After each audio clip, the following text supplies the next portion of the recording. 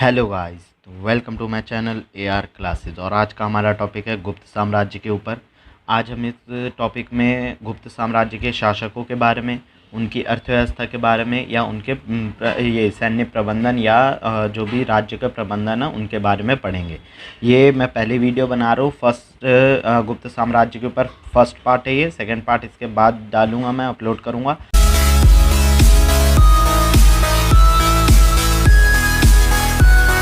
चलिए वीडियो को शुरू करते हैं।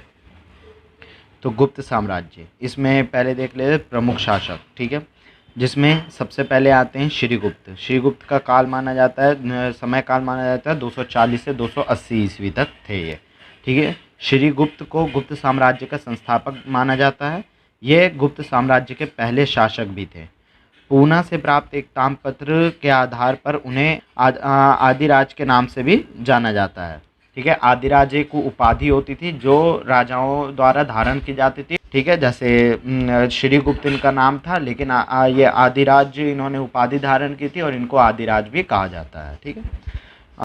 तो इसके बाद आते हैं घटोत्कच, ठीक है। तो घटोत्कच का समय काल माना जाता है 280 से 319 तक के बीच, ईस्वी के बीच। घटोत्कच श्रीगुप्त के पुत्र थे, ठीक है, जो इसके उनके बाद सिंहासन पर बैठे थे। आगे देखते हैं। घटोत्कच के बारे में कुछ ज़्यादा मेन इंपॉर्टेंट इतिहासकारों ने उनका कुछ बताया नहीं है। उनके बाद आते हैं चंद्रगुप्त प्रथम पर, ठीक है।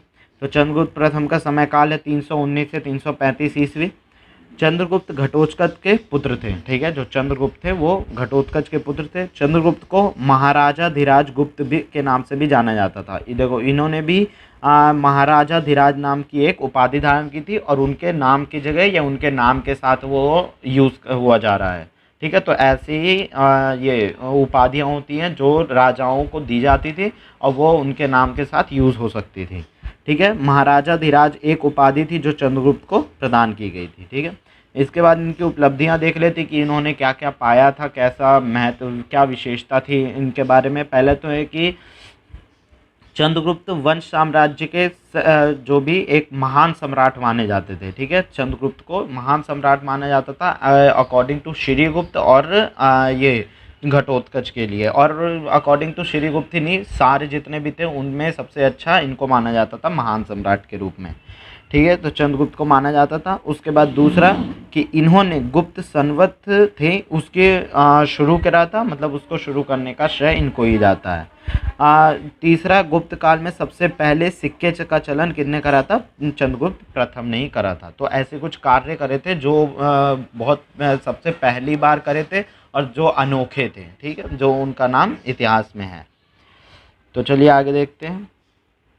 समुद्रगुप्त, तो उनके बाद समुद्रगुप्त आते हैं जिनका समय काल 335 से 75 ईस्वी था, ठीक है। चंद्रगुप्त के बाद उनका पुत्र समुद्रगुप्त लगभग 350 में शासन पर बैठा था, ठीक है। आप समय को लेकर थोड़ा कंफ्यूज मत होइए क्योंकि इनका समय इतना पुराना है कि कुछ इतिहासकार अलग बताते हैं, कुछ इतिहासकार अलग बताते हैं। तो 350 में ये सिंहासन पर बैठे थे और ये किसके पुत्र थे? चंद्रगुप्त प्रथम के। इन्होंने एक बहुत ही साम्राज्य का गठन किया था, मतलब इनको भी एक महत्वाकांक्षी साम्राज्य ये शासक के रूप में जाना जाता है, ठीक है, जिन्होंने बहुत बड़े एक साम्राज्य का विस्तार किया था। जो इनका विस्तार है, उत्तर में हिमालय हो गया, वहाँ से पूर्व में बंगाल की खाड़ी तक, ठीक है, पश्चिम में पूर्वी मालवा तक और दक्षिण में विंध्य पर्वत यानी दक्षिण में महाराष्ट्र तक इनका साम्राज्य था। इतना बड़ा साम्राज्य इन्होंने बनाया था। तो इसके बाद है इलाहाबाद स्तंभ,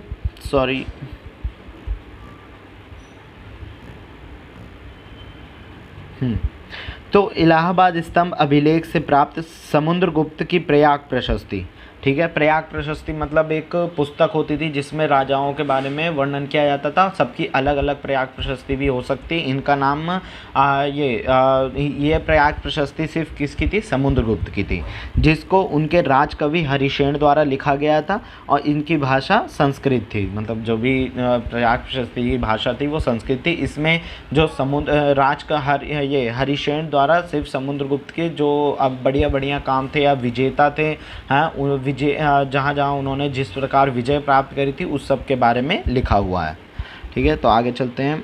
तो चंद्रगुप्त द्वितीय, इनका काल था 380 से 412 ईस्वी। समुद्रगुप्त के बाद गुप्त वंश का शासक चंद्रगुप्त द्वितीय ने लिया।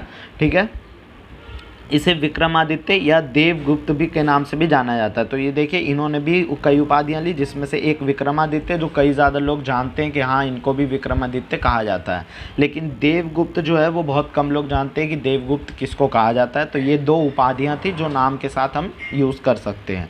और इन्हें एक और उपाधि मिली थी जो शक विजेता के नाम से जाना जाता है, यानी एक शक विजेता भी है जो ये इनके नाम उपाधि मिली थी और इनके नाम के स्थान यूज़ किया जा सकता है। ये विक्रमादित्य के काल को कला और साहित्य के लिए एक स्वर्णिम काल माना जा सकता है। तो इनके काल को किसके लिए स्वर्णिम काल माना जा सकता है? बहुत अच्छा काल रहा किसके लिए?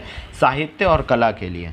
तो इनका विस्तार क्षेत्र थोड़े देखते हैं, जिसमें उत्तर में हिमालय, ठीक है, दक्षिण में नर्मदा नदी, पूर्व में बंगाल और पश्चिम में गुजरात तक था। ठीक है, तो यहाँ तक इनका क्षेत्र फैला हुआ था।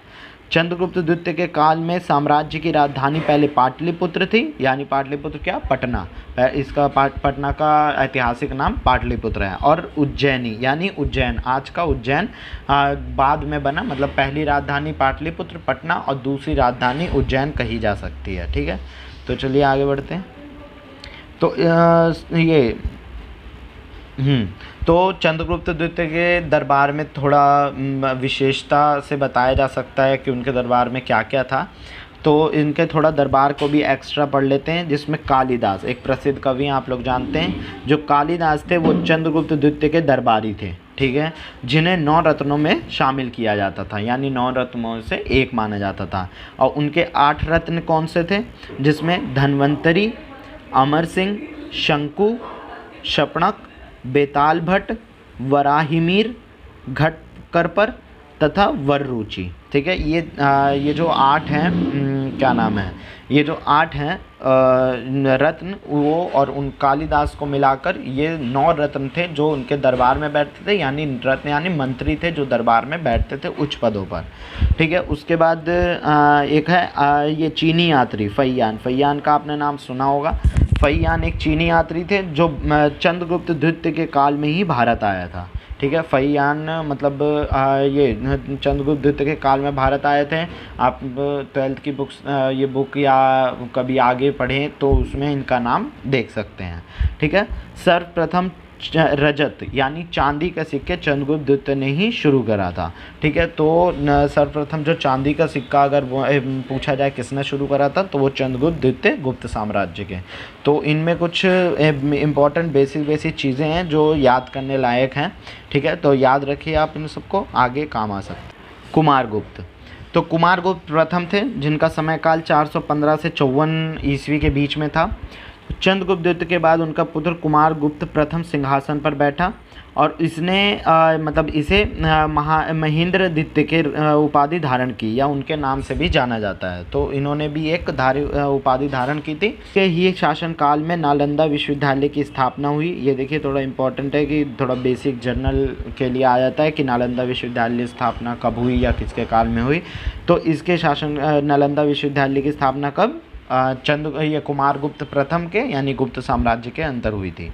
कुमारगुप्त प्रथम ने अश्वमेध यज्ञ, अब इन्होंने एक अश्वमेध यज्ञ करवाया था। तो अश्वमेध यज्ञ बता दूं मैं, वो होता है, ये पहला तो है कि एक बहुत एक्सपेंसिव यज्ञ होता है, बहुत मतलब हर राजा इसको नहीं कर सकता, बहुत महंगे होते थे ये यज्ञ।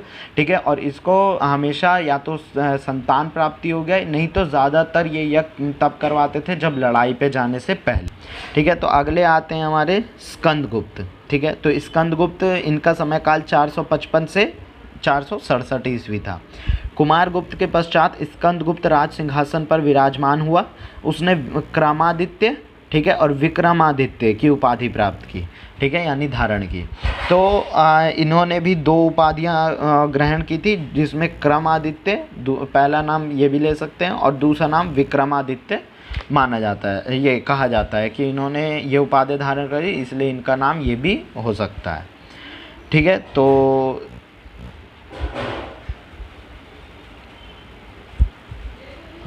तो ये था हमारा गुप्त साम्राज्य का पहला पार्ट और राजाओं के बारे में थोड़ी इन्फॉर्मेशन। तो अगला वीडियो में हम अर्थव्यवस्था और प्रबंधन के बारे में पढ़ेंगे। तो आशा करता हूँ कि वीडियो पसंद आई होगी। लाइक मारिए, कमेंट करिए और शेयर ज़रूर करिए। उसके बाद आपको पता है कि क्या करना है, ठीक है। बेल आइकन ज़रूर दबाना है ताकि नोटिफिकेशन जल्दी जल्दी मिले। और अगर कोई और वीडियो रिलेटेड चाहिए तो मुझे कमेंट बॉक्स में ज़रूर बताएं, ठीक है। Take care, bye bye.